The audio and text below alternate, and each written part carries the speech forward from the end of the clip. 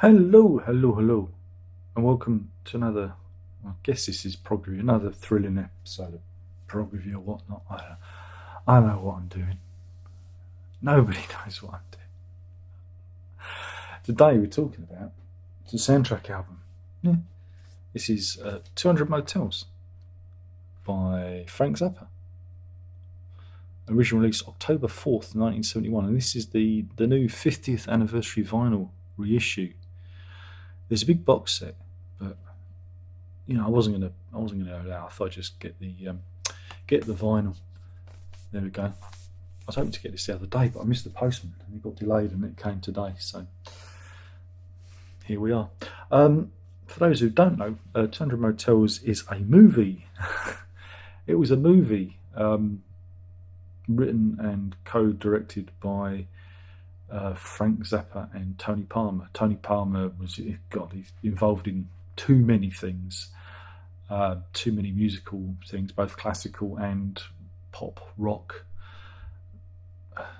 But yeah, Frank Zappa. Interesting thing about the film is it was originally recorded on VHS videotape and then transferred to film, and it was done in such a way that film experts couldn't figure out how Zappa did it at the time. He was very pleased with it, and the original tapes were wiped because the producer wanted to save some money. I think he wanted to save something like $5,000 or $2,500, so he wiped all the original footage, and that was much to the consternation of Zappa because it was a low budget film that actually made back its money, and even though it's a cult classic, I remember seeing it. Crikey, years ago. I think it was Channel 4 in the UK. I think they showed it a couple of times, and it's it's supposed to detail life on the road. It's Zappa having a go at everybody.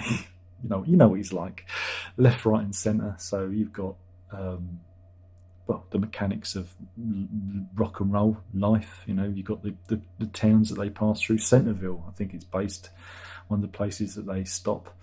The groupies, the band members who want to leave. There's all manner of pot shots taken, and Ringo Starr and Keith Moon both turn up in the film, which is kind of interesting. I think it's interesting. Well as the Mothers of Invention and members of the Zappa band, play versions of themselves again. Everything's a little bit, it's like Ryan and Martin's laughing, but someone's dropped something. I mean, like acid or something like that. It's a bit, I remember it being a little bit far out. But that was the 70s. It was 71, and there's always been issues with it and whatnot. And I think even with the album being released, the soundtrack album, it was ages before the CD was released and whatnot. So we finally get a 50th anniversary edition. Like I said, there's a big box set, which. Yeah. But this is the first time I witnessed the soundtrack, and the soundtrack is apparently different. I don't remember the film explicitly. I remember the film, but not that I could compare and contrast. But from what I've read, the soundtrack is different to the actual movie soundtrack. But then Zappa's like that, he edits things in, edits things out, and it's kind of notable because we have these classical sections. I've got to get the name right because I always get the wrong orchestra. It's the Royal Philharmonic Orchestra, not the London Symphony Orchestra, which doesn't matter. I always get mixed up. You know what it's like. Royal Philharmonic Orchestra do their best to entertain Zappa's classical leanings. Remember, Zappa himself wanted to be a classical composer first and foremost. From the age of 15, he was trying to get his music played, performed, recognised, much to his own consternation because it never really happened, and his, again, general annoyance with the classical music fraternity and industry and whatnot kind of continued until his later life, when he started paying to have various orchestras around the world play his music for him the way he wanted it, or as close to as the way he wanted it. But here, the Royal Philharmonic are on orchestral duties, so you have, you know, swathes of orchestral stuff, which again goes through very discordant motifs, as well as some standard, Zappa rock and pop comedy fare. Um, you know, um, I mean, on the first side, the heart of that is, was it this town is a sealed tuna sandwich? Makes up most. It's a haunting refrain which gets stuck in the head. Whereas when we get further into the record, Dental Hygiene Dilemma is another standout track, which well, in the film, I think it's an animated section, and it's about the bass player wanting to leave the band, which actually did happen. And so again, Zappa's having another go at someone else. You know what he's like. It's his sense of humour. Again, it's everything. The interesting thing is it's kind of Zappa distilled. You've got every aspect of Zappa, except for maybe like the guitar solos. You don't have all the extended guitar solo stuff on here. That's kind of excised out of it. But you do get the usual satire, comedy songs. Again, Jeff wants to leave because he doesn't want to be in a comedy band anymore.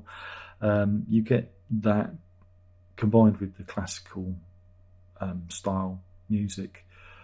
So yeah, you kind of get in one double album, you get quite a wide overview of Zappa's interests and abilities, and I think it's quite a good introduction actually to Zappa. Yeah, a little bit far out, but then I think the movie was intended for popular release and for more people to see. Though it's quite interesting. There's an anecdote when he wanted to play the album at the Royal Albert Hall, and the Albert Hall wouldn't let him play live, I think with the Royal Philharmonic Orchestra, and they said no because the lyrics are too rude. Ended up going to court in 1975, and the judge was forced to listen to the record, and when he got to the song Penis Dimension, the judge said, "Do I have to listen? Do I have to listen to this?" And he lost the case. Royal Albert was allowed. It was a different time, and I don't think people really understood some of the humour in this because it did come from the land of vulgarity. So yeah, I think it's quite a good introduction to Zappa. Actually, it's not really a compilation, but I think it could serve as a compilation of his styles and his interests. So it's interesting in that respect. So yeah, though again, it's funny listening to it because again I'm familiar with the movie, and to hear the music isolated from the movie, I'm like, I was trying to link the music to the bits, but it's been too far. I'll have to watch the movie again now. I don't think I'll get the DVD in the UK, But yes, you have a look at this. This is, like I say, this is the 50th. We've talked about music. This is the 50th. That was the dog. This is the 50th anniversary edition, and it's a weighty. It is a weighty release. It's a good one. It's a good one. This one. You get a poster for the boudoir. And it's a big one as well. It's a bit of a whopper. Oops, I think I've held it up the wrong way around. Wait a minute. Here we go. There we go. It's a bit of a whopper. But yeah, you could put that up in the boudoir for the arousal of the senses. And and this is the vinyl. I kept the sticker. Just put the sticker there. Are you ready? It's red. Yes, it's a limited red vinyl edition, which is pretty cool. Now I've just got to get everything back in the sleeve again. Oh no! Don't want to crumple. Notice how I completely failed to get the poster in the sleeve. Could edit this out, but that's not why you come here. And in here, not only do we have another vinyl, which is also red, there's a book. There's a booklet. Again, I'm not sure if this came with the original. I'm sure it came with the original movie. Yeah, it must have come with the original movie.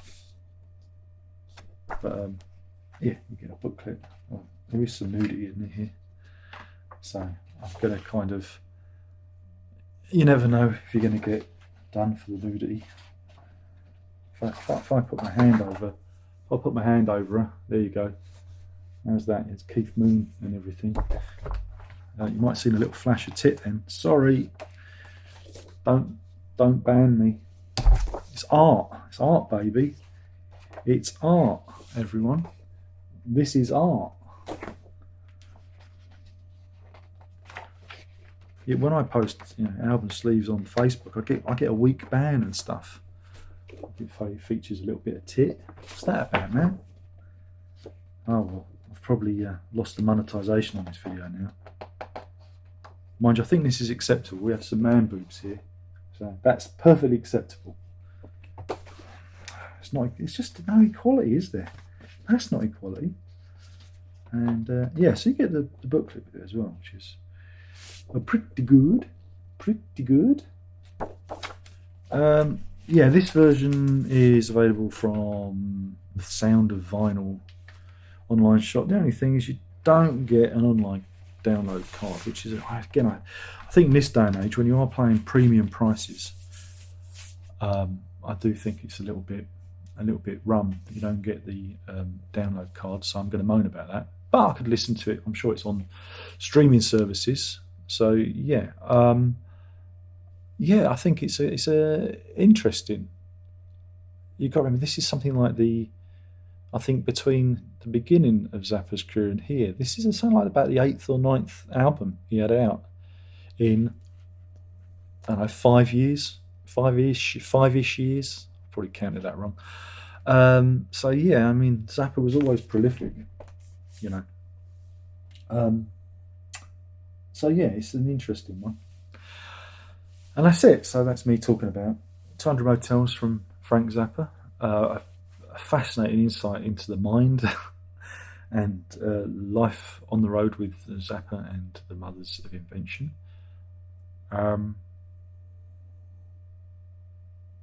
Yeah, it's a good one. It's a good one. Fun. But then I remember, like I said, I always enjoyed the movie. I thought the movie, I like that kind of weird stuff. That and was it Head from the Monkees? I always see them as two sides of the same coin. I don't know why. I don't know why I see that, but yeah, mind you, Zappa does appear in Head, doesn't he? He guests in that movie. So yeah, thank you for watching.